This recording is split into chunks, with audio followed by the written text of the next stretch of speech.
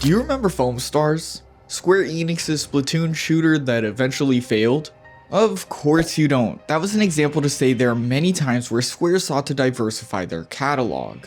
And while Foam Stars wasn't so great, let me introduce you to one of their biggest breakthroughs, Parasite Eve. Deep into the 90s Resident Evil survival horror hype came the idea for Parasite Eve, a sci-fi survival horror that sought to adapt a novel by the same name on a modified version of Final Fantasy VII's engine. Square really wanted to create a detective game, one specifically set in New York, all while being something to cater towards a growing Western audience. Notably, Parasite Eve was given the tagline, "The Cinematic RPG," as the story was meant to flow like a show or a movie, with the art direction and gameplay backing this idea up. Parasite Eve was also Square's first mature rated game. That says a lot about how deep into this idea they went. They wanted it to feel like a mature detective movie. It was like that, everything just fell into place. Parasite Eve ended up being the perfect game for its time. The 1998 release beautifully reflected this, being both immensely popular in Japanese and Western audiences. So much so that Parasite Eve got a greatest hit label. And if you don't know what those are, they're the different colored and different labeled spines on some games, really popular games. I'm only mentioning it because it gives me a lot of nostalgia. They really remind me of the PlayStation 1 I had as a little kid. While I've never played the game before, it's this cover that led me here in the first place. I don't know what else to say about it other than it just gives me this uncanny valley feeling. Like something is inherently wrong with it, but I can't tell you what. It looks like someone's strange Photoshop project in the best way possible, if that even makes sense. It makes me weirdly excited to check this weird game out, so let's do just that.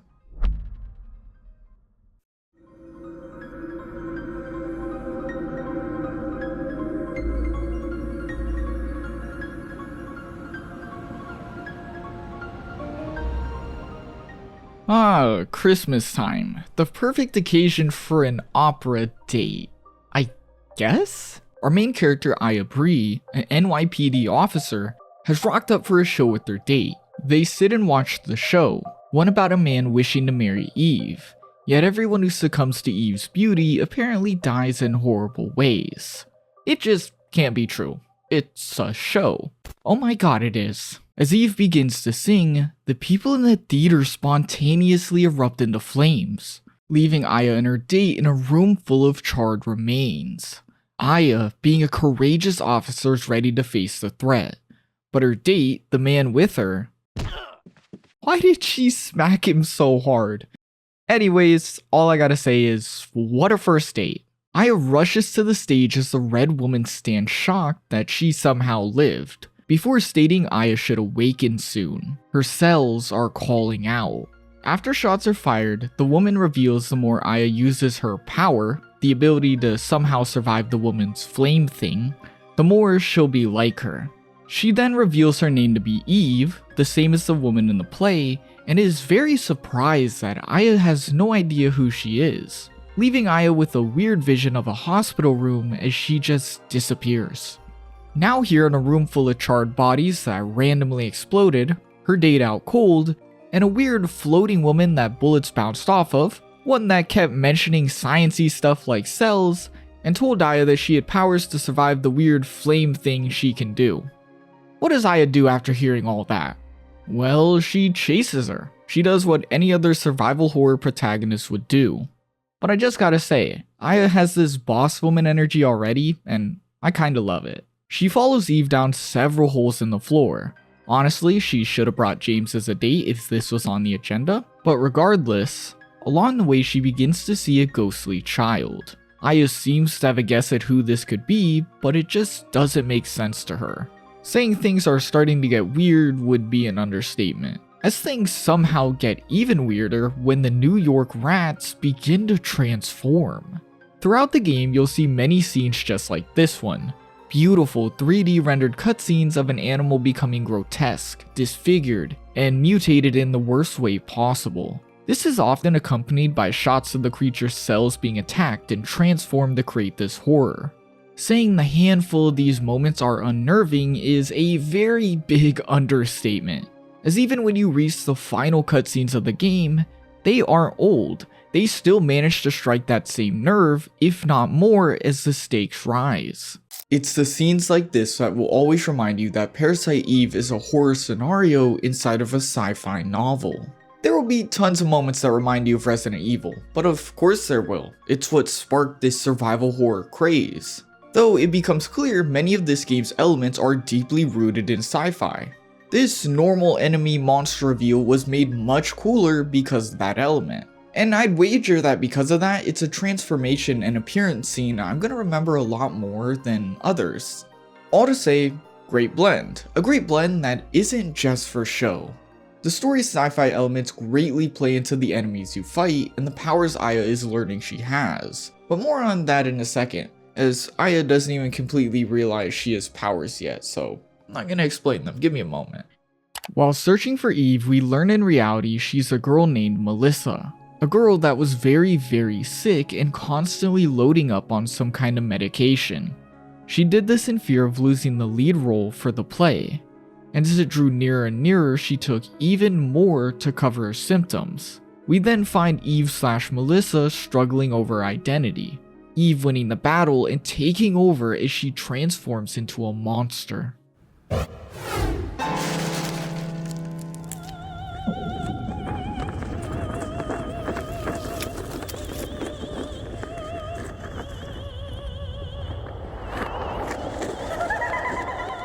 Eve states the mitochondria is now free. What? And after more shots are fired, she states Aya has time till hers are completely free.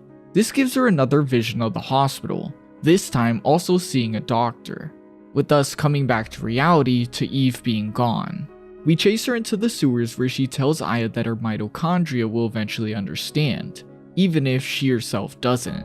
I'm gonna have to say it. Was anybody else told in school that the mitochondria was the powerhouse of the cell? Like it was a catchy statement to make you remember that in science class? Every single time I heard the word in this game, and trust me, you're gonna hear it a lot, I kept thinking of that, and you know, I'm probably cooked for it. I just wanna know, does anybody else have that same thing? Did anybody else do that in their childhood? Remember that? That made no sense, but let me know. With this, Eve leaves us with the mutated lizard, growing in size and becoming all the more fierce. Yet Aya is coming to understand that somehow by meeting Eve, she's gotten weird strengths, beating the lizard easily and escaping the sewers. I know I'm subtly hinting at the fact that Aya now has powers, and that definitely plays into the gameplay, and I promise I'll explain it soon. Just give me a second, we gotta play a bit more. Aya walks outside and is greeted by reporters. She's a total badass, by the way. Just look at her walk out. How could you not love this? But we're then introduced to her partner, Daniel. Yeah, what can I say? He's goated already. On the drive back to the station, he can't help but mention it being a horrible first date, as Aya is stuck listening and forced to reflect on the weirdest night of her life. It would be mine too. She states this marked the start of 6 days of nightmares, days filled with pure, unforgettable terror, yet days also filled with familiar memories. In the morning, Aya returns to the station ready to solve this new case, and after mucking up a press conference, revealing the truth of the last night to the city, which, good, let's not cover that up, we're dispatched to the museum. Now, considering the case, mitochondria, all that stuff we heard, this is odd. But what if I was to tell you this museum has an in-house scientist? It's not any less odd. If anything, I have more questions now. Regardless, upon seeing the scientist, Dr. Clamp, Aya has a vision of the hospital yet again. The spirit and the doctor are there too. She thinks she knows this scientist, but can't place her finger on anything else. When the mitochondria is brought up, Clamp describes it. The mitochondria possesses its own genetic code, making it almost like a separate organism inside the cell. Also, maybe I should just clarify, powerhouse of the cell, mitochondria, is because that's literally what it does. It creates energy for the cell. Hearing this explanation, Daniel compares the mitochondria to a parasite, but Clamp laughs. We cannot live without it. The mitochondria creates energy for us. Without it, we'd be nothing. There's a reason people get diseases when their mitochondria don't work correctly. He explains that if anything, we're the parasite. He describes a theory of his. If a mitochondria was to use all of its energy, it would release 200,000 volts of energy, enough to incinerate an entire person. He then goes on to say that a mitochondria realistically could evolve faster than anything else. This theory is called Mitochondria Eve. And yup, Aya freaks out. That's what the thing from yesterday called herself. Hearing this causing Clamp to shut up and promptly kick them out. Definitely no crazy scientist vibes there. At a dead end and even more confused, we learn Melissa was to have a concert at Central Park. And since Melissa is now Eve, Eve's somehow using mitochondria to blow things up, it can't be good. Aya and Daniel rush there quick. But with the second day's action beginning, I think it's high time to talk about the gameplay. Parasite Eve actually plays incredibly different than other survival horrors of the time. As due to Square's huge experience with turn-based RPGs, of course to name one Final Fantasy, they decided to take a survival horror gameplay style and blend it with the turn-based combat system. Surprisingly, it's actually pretty good. Upon encountering an enemy, you can only act when your active time bar is full, but when it's not, you're free to run around and dodge enemy attacks. With your active time, you can do an assortment of things: change equipment, attack, use items, or use parasite energy, but more on that in a second. Using items and changing equipment is very self-explanatory, but when it comes to attacking, there's a few factors that can change how it works. Firstly is the type of weapon you have. You can use clubs, which I just have to say I never use because ammo was never a problem. I'm not going to hit enemies with a club if I have a pistol in my back pocket. But of course, this means the rest of the weapons in the game are guns. Lots of guns. You have pistols, rifles, machine guns, shotguns, and rocket-based weapons, each having their own differences in stats like power, range, speed, and ammo.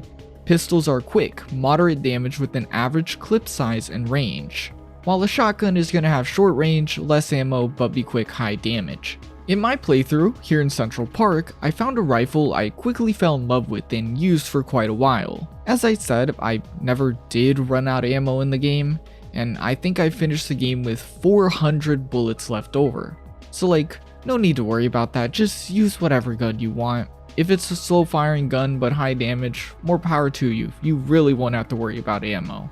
What is absolutely a game changer to attacking, and what I honestly thought was very smart, is the weapon customization. I'll explain it as simply as I can, but you take an item called a tool and use that tool to transfer a stat from weapon to weapon. Some weapons come with things like burst or counterattack.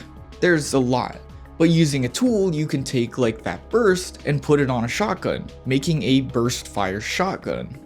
You can also use these tools to fuse weapons. If you want to add a few extra points of damage to your rifle, you can just fuse it with another gun with high damage. It'll add like 3 points of damage. The last change of how you attack is of course parasite energy. As upon meeting Eve, Aya has somehow gotten this weird, strange power. Simply put, parasite energy is, you might have assumed, but it's pretty much, and my stomach's growling. Okay. Simply put, parasite energy is like a magic button. Rather than the magic being attack based though, it's more so tactic based. You slowly get it back during battle as you do damage, and there's about 15 or so spells or attacks, what would you even call them, to choose from. Most of them are for things like healing or removing status effects, but a few grant you advantages in battle. You can slow enemies if that's your strategy. You can turn the parasite energy into like a barrier that absorbs damage for you. And my personal favorite, you can use haste to speed everything up. This was my strategy. Use active time once to put haste, and then so you get double active time and move way faster. Very good strategy.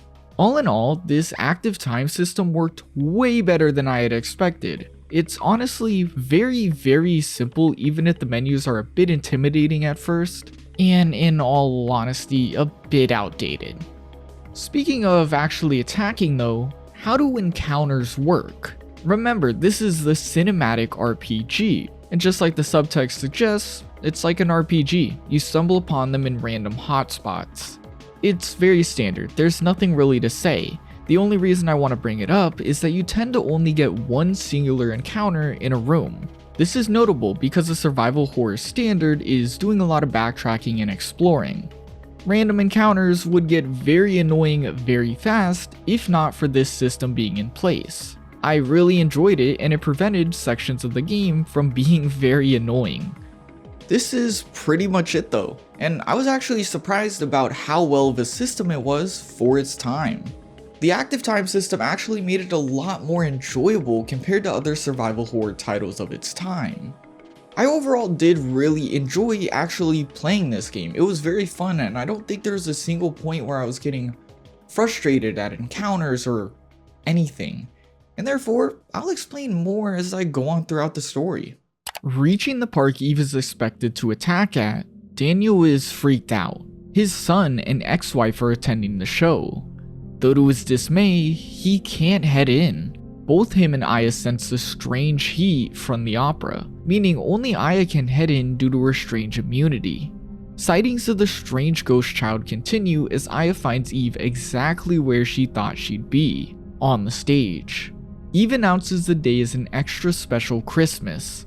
She'll no longer be under a host. Her mitochondria has taken over, being the final confirmation of Clamp's theory being true.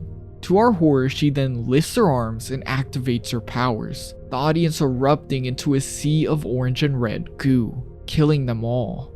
Aya rushes backstage to find Eve, explaining that Aya won't ruin her plans again. Okay, no clip off screen then. Chasing her, we stumble upon another big part of Parasite Eve: boss fights. I'll start by saying boss fights for the most part aren't that difficult.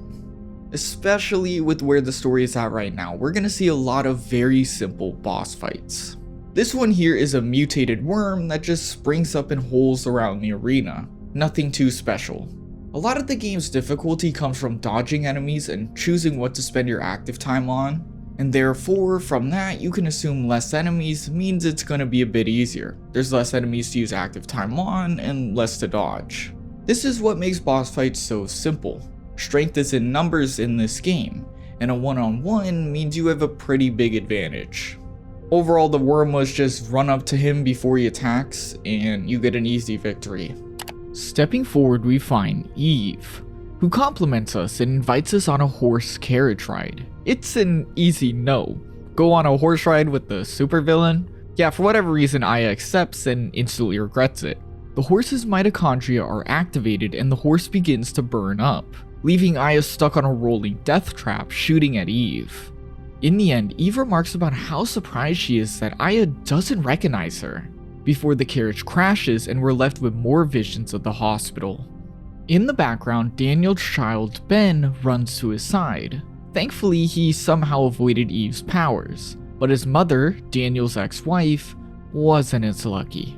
Daniel brings Ben back to the police station as we learn the city is being evacuated and Aya is missing. This urges Daniel to search for her as he leaves Ben in the station. Yeah, they're really trying to introduce Ben, introducing a kid into a survival horror game. Oh, we're showing him around the station too. Nothing bad will happen, I'm sure. The last thing we see is a Japanese scientist named Maeda trying to enter the city. He's spoken to the police before about the situation, but they won't let him in. One of the officers takes to some racist remarks, which he instantly gets karma for, as his mitochondria randomly burst into flames and pretty much kill him. Eve may be evil, but at least she's not racist. The commotion allows Maeda to enter the city. Returning to Aya, she has had more visions of the hospital as she comes to in a dingy part of the city. Daniel and Maeda, who had found each other on their own, brought her here to recover. She heard the scope of what has occurred before Maeda remarks that this didn't happen in Japan. Surprised, they listen on as he describes a very similar event. A scientist's wife had gotten into an accident, and therefore the scientist cultivated her cells to keep her alive. He curiously named these cells Eve, and like the name suggests, the mitochondria in the cells evolved and saved his wife. though she wouldn't live much longer due to how incompatible the evolved cells were. The wife's organs were donated, organs which Eve had taken to planting cells into in hopes of birthing an ultimate being, one that wouldn't die like the scientist's wife. Maeda doesn't know anymore, and with this Aya goes silent, and after Daniel reveals she's the only one affected by Eve, she has a breakdown. She's terrified and she's sure she's becoming a monster too, incredibly fearful that she'll kill them like Eve had killed others. She screams to be left alone as they start to leave the room. But before the door closes, Daniel remarks that she isn't a monster. She's his partner and the very best one for this job. Before falling asleep, Aya realizes something. Eve feels just like Maya, her sister that had died in a car crash with their mother. We can assume that whatever happened in Japan failed if Eve is back in a new body, and with organ transplants insinuated, we can assume that this is something to do with it all. But the weirdest part about this whole scene is, Aya thinks about her sister, Maya, when it comes to Eve. Also, yes, Aya's sister is named Maya. They just removed one letter from Maya's name to make her sister Aya. Smart. Throughout the game, Aya has a conflict of what she is and what she's becoming. It's a very essential part of her character in this game. And this is a conflict I really like. Contrasted to the other survival horror protagonists that inspired her, like say Jill and Chris from Resident Evil, Aya is very different. While oftentimes they're meant to appear fearless and courageously rush towards their situation, Aya hates every second of hers. She's randomly found herself at the epicenter of a nightmare, and while she seems to want to run away, she can't. She's the only one immune and the only one who can hope to do something. Not to mention, she feels some sort of familial connection with the monster. This, with the strange new power she has all of a sudden, leads her to one natural conclusion. That like Eve, she too is a monster. This makes Aya so refreshing. She's so uncomfortable and uneasy in a game full of confident characters. Not to mention in a genre full of more confident leads. It really makes playing as her feel worth it. It also allows the detective part of the game to shine. You of course want to discover what Eve is, that's mainly what the game is about, but it really makes you want to help Aya too. Her conflict helps you understand that she deserves better. Of course, if you love confident heroes, that's why Daniel is placed next to her. You never lose this factor because Daniel is placed right next to her being the perfect partner. All in all, Aya is great and definitely a standout survival horror protagonist. Even if she's not insanely unique, of course there's other protagonists that are uneasy and don't like the place they're in. She's just a fun take on it that goes well with the detective nature of the game. The next stop is the museum lab. They want to take a look at Eve's cells. At the museum, Dr. Clamp is nowhere to be found. And so, instead of, getting permission, they just go into the lab and take to looking at the cells, revealing that rather than the normal symbiotic relationship, Eve's mitochondria are taking over the nucleus. This means her cells are headed by an evolved ultra-powerful mitochondria. Maeda can't even begin to imagine how much power Eve has. Aya then requests him to look at her cells. She needs to know why she's immune, having to practically beg him to do so. And as all imagined, her cells are indeed different. Though strangely, in Aya, her mitochondria are supplying their evolved power rather than taking over, meaning they're protecting her own cells from Eve. Maeda explains it simply. If Eve's mission is to remove all mitochondria except the evolved ones, then Aya's mitochondria are there to rebel and make it impossible, ensuring the survival of the current humanity. It's then Clamp walks into his lab incredibly angry, discovering Aya's cells and questioning them, before further raging on about them being there. Daniel then notices a list on his computer with his family's names, picking up the doctor and demanding answers. Yet none are given as they've really crossed the line this time. They gotta go. On the drive back to the station, Maeda explains it as an organ transplant list, whether or not they'll be rejected. But they've got bigger problems now. The police station is under attack. Of course, this is bad for obvious reasons, but even more so because Daniel's son Ben had been left here. Yeah, let's be honest, we knew it was coming. Maeda gives Aya a good luck charm here. I have no idea what they do, but I held on to it the whole game. Anyways, we travel down the stairs to discover not only Ben is missing, but the police dog he was spending time with. Uh-oh.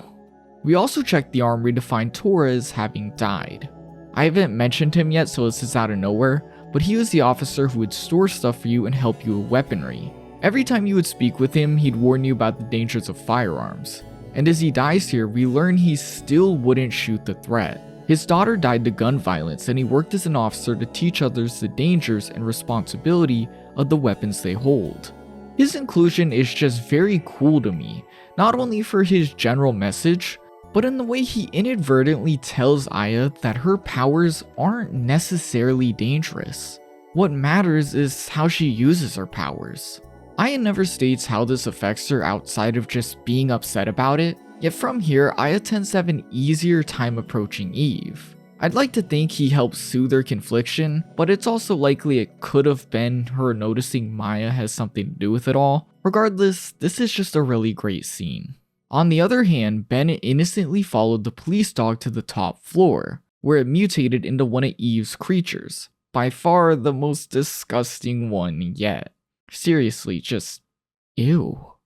The police chief holds the dog off while protecting Ben till Aya arrives, meaning another boss fight ensues. The fight against this Cerberus dog thing wasn't bad at all. He used these huge beam attacks to push you out of the way and then would simply charge you. My strategy was simply shoot, dodge, if I need to heal. I think that's how most boss fights went. All to say, not much here. Daniel is very relieved that his son is okay, and Aya promises she'll get whoever did this to the dog. One thing is very off about this though. You might have noticed that not only did nobody burned up, but Eve didn't even appear. This whole attack, it was a distraction. Maeda quickly realizes that Eve is at a nearby hospital's sperm bank, looking for the ideal cells in order to birth the ultimate being. As you gotta remember, just like the original Eve, she's slowly dying. The original Eve and her husband had died alongside the birth of the ultimate being. All their cells just weren't compatible. Like at the park, only Aya can enter the hospital, and so Maeda gives us a charm. Another charm. I still have no idea what these do, but I've been keeping them in my inventory, taking up my precious inventory slots.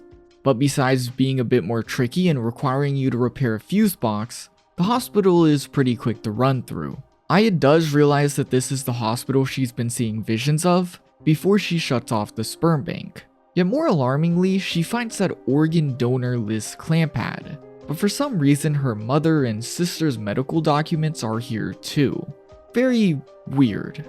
If we're to assume Aya's sister is a donor and that Eve felt like Maya, then there's some really bad implications there. With no idea of what to make of it, Aya clashes with Eve on the roof, forced to face a spider boss as the military is dispatched to deal with Eve. Now, this boss fight is definitely a step in the most annoying direction.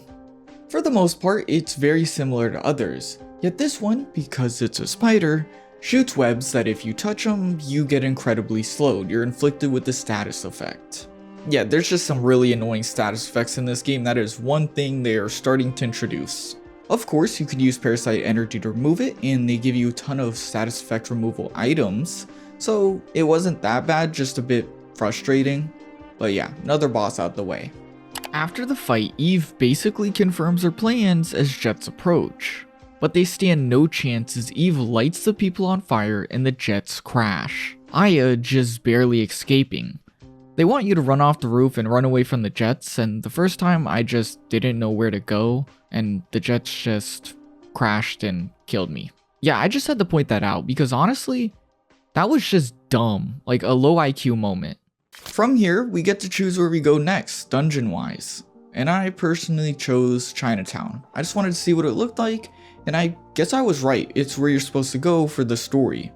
I never did end up checking the other dungeon, it just kinda slipped my mind, but looking back on it, it's an optional dungeon that pretty much just is there for some more items, XP, weapons, upgrades. It's a bit tougher, but It's optional if you want to just level up a bit more. The gameplay is fun and the whole game looks great, so I bet that area is just as fun. Speaking of it, I actually want to take some time to speak about how fun the settings of this game are. Parasite Eve really wants to immerse you into its setting. Remember, the cinematic RPG. You use dial phones to save, the police armory to upgrade and sword equipment, and Aya running around with their pistol, constantly drawing it, makes you feel like you're in some old police thriller, which is what it kinda is. That's literally the point. The environments, even though upscaled through an emulator so that this video looks better, look great even without that. Please just take my word for it, this game is beautiful. I'll put some art book stuff on the screen right now. There was just so much work that went into designing this game's backgrounds and the scenes and the cutscenes and the CG scenes. It's so cool to look at, and you can tell they wanted you to feel this game all the way. Each area is crafted with more care and detail than I ever expected. I love that, for example, the opera building is very different than the police station, which is something that'll personally bore me of a game fast. I like to feel and, see differences in the places I go. Lastly, I have to mention that the game's got a pretty solid vibey soundtrack. It doesn't go too hard and become overwhelming, but it's enough to feel jammy while being mysterious for its setting.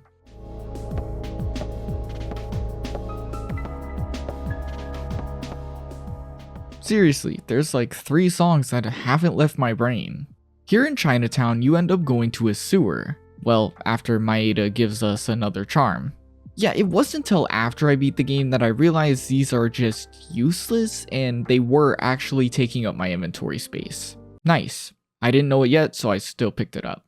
In the sewers though, it's about time we talk about another part of the setting, meeting enemies in the right place. Similar to how each area felt unique, each area's enemies feel unique. Instead of spamming the same infected rats from the very beginning, each area has its own infected Eve mobs. The sewers here have bats, and let me tell you, these bats are by far the worst enemy in the whole game. As you would think infected mutated bats might, if they hit you, they blind you, giving you a status effect that makes all your shots miss because you can't see. It of course fits the setting, but it's just not fun, trust me. Also, you fight a huge centipede boss thingy down here. These things are my biggest fear in real life. If you put one in front of me, I will cry, so of course I hated it. It was a pretty tough boss too. Small arena, big enemy, it doesn't work very well. It was close, and I burned through a lot of health items fighting it. And in retrospect, there was one big reason I wasn't doing very great. My weapon was significantly falling off, but you'll see how that affected me later. We're at the sewers because Eve's collection of mitochondria goo, which seems to have a mind of its own, is threatening to enter the water supply. We stopped this from happening, but not before we noticed it slowly heading to the museum. We also learned that Dr. Clamp was the one who gave the medication to Melissa, Eve when she was a human, meaning they have an actual connection now. They're likely working together. Upon entering the building, things are already off. The alarms are all activated and Clamp seems to be running away from us. But weirdest of all, the dinosaur skeletons and such begin to come alive. Is that normal? It's a museum, but no, it's not. Eve is able to bring them back because of the weird orange mitochondria goo. Don't ask me how, it never actually gets explained, but it is pretty cool. Fighting ancient dinosaurs in a museum makes me think of Night at the Museum, and I really like that movie, so even though this game is 10 years older than that movie, I thought it was so cool. This is also pretty much the final dungeon of the game, and therefore it's absolutely huge. By far one of the biggest in the game, meaning there's not only tons of new fun revived enemies, but tons to explore. It's not inherently scary like the hospital or a creepy park, but it very much reminds you of the sci-fi elements, which are at an all-time max in this area. Upon turning off the alarm and accessing the cameras, we see Eve sitting on the top floor and very pregnant. She's actually trying to give birth to the ultimate being. We also see that an entire T-Rex has come back, which means we're definitely gonna have to fight that thing. But first, we decide to check out Dr. Clamp's lab. ready to confront him on his evil role in all of this. Or we just find Maeda, and you'd never guess what he gives us. It's actually not a charm, but a gun, one that does a single point of damage. He says it'll eventually be effective against Eve, but I'm not really buying that. Maeda reveals he found a blood sample from Aya's dead sister in the freezer. The cells were called Project Eve, confirming that Clamp has been cultivating Maya's cells and searching for a way to inseminate Eve in a way that can birth the ultimate being. And of course, speaking about the man of the hour, well, he appears. Knowing there's no running anymore, he embraces the mad scientist role, laughing and stating they'll never understand his research. Finding it hilarious, Aya has evolved yet stays on humanity's side. He slowly walks up towards Aya, nearing her before Daniel saves us. Guess Clamp had a scalpel in his hand, meaning that could have been very bad. Anyways, the punch made me laugh. Clamp gets back up and taunts Daniel, knowing he inadvertently helped kill his ex-wife, before explaining his grand research. The original Eve from Japan couldn't birth the ultimate being due to male DNA being incompatible. Yet you do need that DNA to have a child, and so he took to creating male sperm without the mitochondria, meaning when our Eve gives birth, it will surely work. The ultimate being will arise. He stands up and yells to Eve that it's time, his body engulfed in flames, ready to blow as Daniel and Maeda jump out the window. Yes, off the 3rd or so floor. They live, just don't ask how. Aya was of course unaffected due to her own evolution, and after trying to save Clamp's life, because she's quote, human, also known as a, just great person, she continues heading through the museum to find Eve, which is actually going very well till... Yeah, we forgot about that T-Rex, but boss time. For the most part, the T-Rex would breathe fire across the arena and run towards you. Also, stomp if you get too close. Very simple. Yet still, despite it being simple, it took me way too much effort to kill it. Not saying I didn't beat it first try, because I did, I had to boast about it, but it took me way too much time. This was actually the case with the other enemies in the museum. I summed it up to being late game enemies getting stronger, when in reality, it was definitely my weapon. Yeah, funny, someone who explained how to use the weapon upgrade system at the beginning of the video wasn't upgrading their weapon right. It was this guy. I suck, that's the point. Even if I was satisfied with this victory for now and not really thinking too much about how weak my weapon was, I just went on with it. It was chill, I beat the T-Rex that somehow came back to life. Aya reaches the top of the museum, finding Eve counting down the minutes till the ultimate being is born. Gun drawn her way, Eve puts her hand to her face, and as Aya demands to know her plan, Eve simply responds, "Why do people give birth?" All Eve is trying to do is grow her now evolved species. With this, the sewer explodes, mitochondria goo pouring out to form a disgusting blob monster. A monster full of the remains of everyone Eve has killed.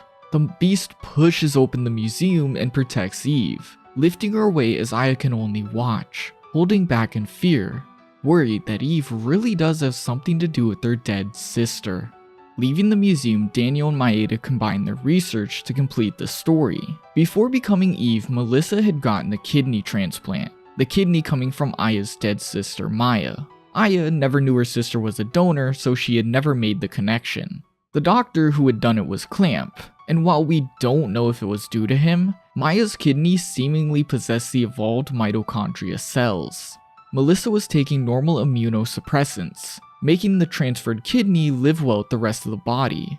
Still, the evolved cells existed in the kidney, slowly making her sicker as they attacked her cells. Melissa was then granted the star role of the opera, constantly taking more medication so she could perform this role.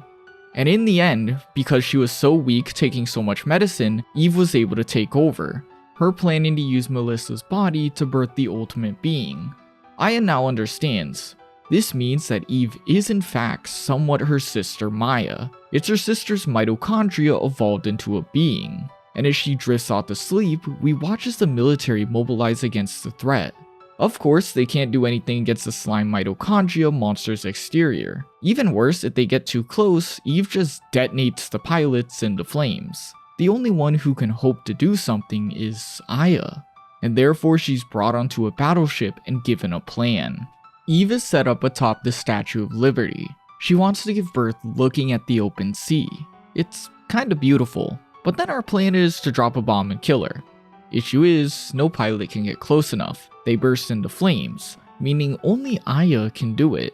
They ride out in a line, several human helicopter shields to ensure Aya can definitely make it. She's their only shot, and as they all die, Aya sits there and breaks down. Since Christmas Eve, she's been cursed, and she can't understand why it has to be her, but she doesn't care anymore. It's now clearer than ever it's her because it has to be her. She has to destroy Eve and allow her sister Maya to rest peacefully.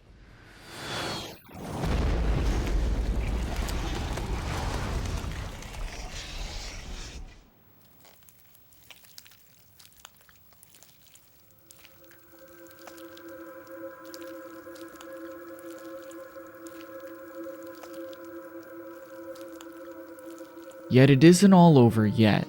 Aya looks down to witness Eve evolving further and rising from the ashes.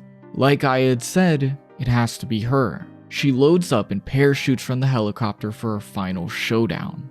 Face to face, Aya states that her mitochondria has evolved to kill Eve, but she laughs. Humans all have different reasons to kill, as does Eve's new species. Mitochondria have always existed in humans. The thing is though, they've been more active than they ever thought. The mitochondria has allowed humanity to grow and build the world to the point they deemed right. But now they've decided their ride is over. Eve's species will become the new humans and take over the world. It's natural selection, and her ultimate being will only succeed this plan. The final battle begins, and I was fried. Remember how I might have kept mentioning how my weapon was getting weaker and enemies were taking longer to kill? Yeah, I was still trying to use that rifle from the beginning of the game, and it was not doing well anymore. I could get around Eve. Dodging her hard-hitting grabs and arena-wide attacks wasn't that bad. You can even avoid her deadliest attack, her homing missiles, by staying away from her backside.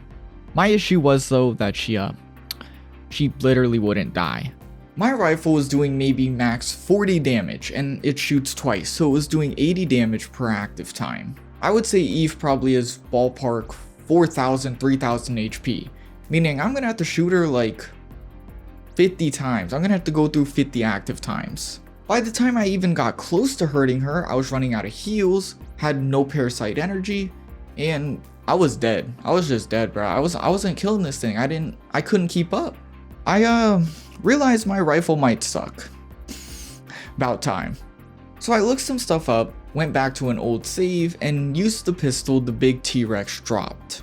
But then I got a new issue. Still not understanding the upgrade system fully, I just loaded it up with random modifications, thinking you mash as much on one gun, it's gotta be good, right?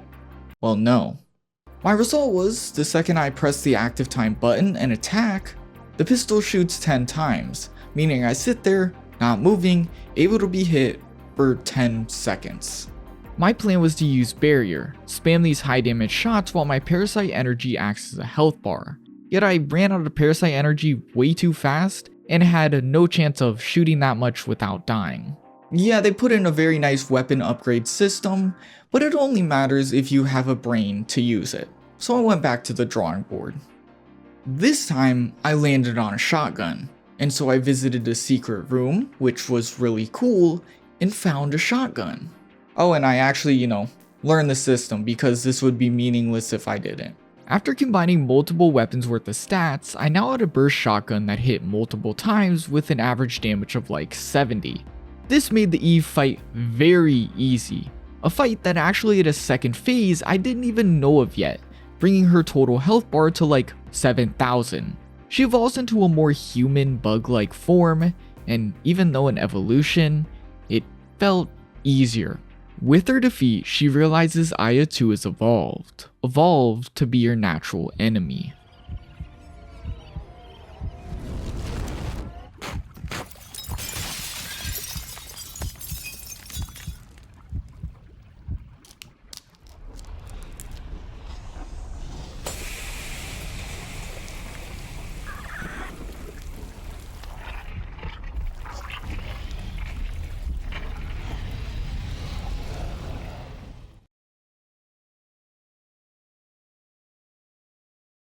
And that's Parasite Eve. Not. Did I get you? Yeah, the ship begins to rumble as they realize the ultimate being had somehow survived all that chaos. The ships around explode as the being arises from the water, it appearing as a baby with wings. Everyone begins to flee. Everyone besides Aya. She's already been determined to finish this, so what if there's another step? She has to do it for her sister, for Maya. Funny enough, before he takes off, Maeda tries to give us another object. One we can, just assume it's a charm. But Daniel pushes him away as the ultimate being approaches. Thank you, I do not need more inventory junk. Yeah, this moment actually really reminds me of the ending of Resident Evil. Not that that's a bad thing, it's actually pretty cool. Overall though, this fight was not nearly as scary as Eve. The main gimmick of this fight and what's supposed to make it interesting isn't the difficulty though. It's the fact that the baby evolves and grows throughout the fight. There's like 4 phases. Despite Aya's efforts, the creature keeps evolving and growing. And by the end, she can't even damage it anymore. Our bullets are literally doing 1 damage. It's then up in a spectating helicopter, Maeda reveals the object he wanted Aya to have wasn't another charm, but special bullets for that weak gun he gave us way earlier. In a scene that cements him as one of the best survival horror partners, Daniel takes the bullets and dives from the helicopter, throwing them to Aya as he begins to burn up, landing in the water to somehow survive. Yeah, he honestly shouldn't have lived that and about 3 other things in this game, but I can't even be mad, he's just cool. With the bullets, the weak gun now does 999 damage, being just enough, maybe a bit overkill, to strike the being down and destroy its body. But Aya knows she'll need something far stronger to really finish this. As it slithers behind her, she runs to the ship's engine and rigs it to explode, escaping just in time and finally removing all traces of Eve and the ultimate being. On the shore, now having won what I can only describe as a nightmare, Aya still has questions. One burning question: how was she invulnerable to Eve? If the evolved mitochondria came from Maya, how did hers evolve? Maeda answers, she too has part of Maya. Aya was born with a defective eye, and when her sister died, part of her eye was given to Aya, meaning she too, like Eve, had part of her. This explains her own evolution and the weird visions she kept having. They were the last thing Maya saw before death. Maeda explains the scene with an honest explanation. Simply put, Eve was a parasite. Yet in essence, humans too are parasites. All of our actions, our livelihoods feed off the world, us continuing in a never-ending cycle of multiplying, just like a virus. You could say, we are the parasite, and the world is our host. The scene fades, the sun rising.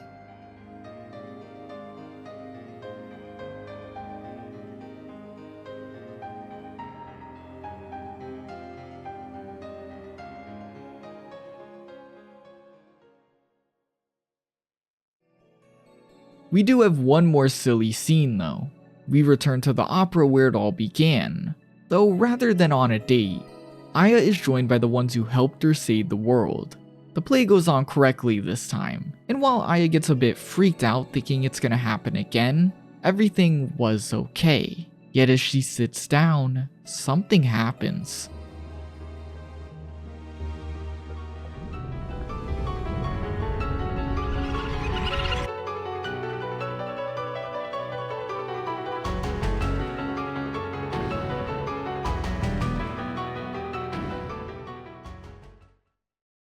What this scene means is ultimately left up to your assumption. Aya's powers activating in this way could maybe say she's becoming like Eve in some way, controlling others' mitochondria. Though I personally really like the idea that she's using the power to now unite and help others. That's why they all stand up behind her here. It was also a pretty big thing throughout the game that Aya's a human, not a monster. Making her Eve again at the very end is kinda counterintuitive. Though this actually isn't Parasite Eve's only ending. If you play through New Game Plus, you get access to a brand new dungeon, a Chrysler building. I hope I'm saying that right. This dungeon is apparently insanely hard and has nearly 100 floors of difficulty. The reason I say apparently is because I didn't do it, because I don't have time, and from what I've heard, I want to keep my sanity. On the top floor you find Maya, but it's not Maya. Kinda. Clamp had been using Maya's body as a way to cultivate the Eve cells, keeping her away just in case the ultimate being failed, a contingency measure to make sure the evolved cells were never truly lost. Meaning this is Maya's body, but Eve is fully inhabiting it right now. After a fight, Aya's cells begin to rebel, Eve confirming that they seem to be the highest on the evolution chain, and therefore she'll take over. But then, Maya begins to attack back. The cells came from her after all. It's a tough internal battle, but eventually Maya wins, completely removing Eve for good. With this, Eve is gone. But with it, Maya can truly die. She wasn't alive in the first place, and Aya completely loses her powers. All she's left with is Maya's final words. She's going home. It's a very good true ending, as this completely removes Eve from the world, confirming there's no chance those cells exist anymore, and allows Maya to die as herself. No Eve attached. Meaning Aya can truly accept that her sister is at peace, her spirit watching over her. Yet apparently this ending, the true ending of this game, isn't canon, as the sequels directly contradict it. I gotta say though, it's a great ending if you count it as just the ending of this game. But for real this time, that is Parasite Eve. I have to say it, that I really do like this game's endings. The first one is a full circle moment. It all started in that opera and it all ends there. This time hopefully on a note of good, rather than chaos and fire. The true ending is very good too, as it wraps up all the loose bits the game has while completing Aya as a character. She had found the resolve to fight Eve because of her sister, and now her sister has gone home. She's able to accept her death. Overall, Parasite Eve is a great testament to inspiration being a phenomenal thing. I began this video by intentionally mentioning how this game was Square Enix's attempt to put their hat in the survival horror ring. But from there, it's been nothing but praise from me for this title. Sure, Parasite Eve is another survival horror in the sea of survival horror, but if you were to ask me like tomorrow what I think about this game, I would say it's definitely a standout. There's just so much to make you forget it's a Resident Evil inspired game just trying to catch its way onto the hype train. The game is absolutely beautiful, the sci-fi tie-in is very interesting, and the investigation-based story all around it is insanely enjoyable to play through, especially as I would say the gameplay has very well withstood the test of time. Just don't be an idiot like me and you'll probably have a pretty fun time too. Lastly, I said it earlier, I really like Aya. I stick with my words about her being a standout survival horror girly. She's super badass while being realistic. All in all, this game is great. Just what's there to hate about Parasite Eve? I feel so strange to talk only good about a game because it just sounds... You don't hear overly positive stuff all the time. But it's truly how I feel about this game, and I don't think it's a bad thing to cover a game you ended up actually really liking. I'm only saying this and saying it so that I hope my enthusiasm was at least contagious and not annoying. I hope it made you want to check out this game, or if you don't feel like going through the effort to play it yourself, you actually become somewhat of a fan of it, even if you just watch video on it. I just really do think it's something special that doesn't get the shine other survival horrors do, especially as we're in an age of remakes and remasters.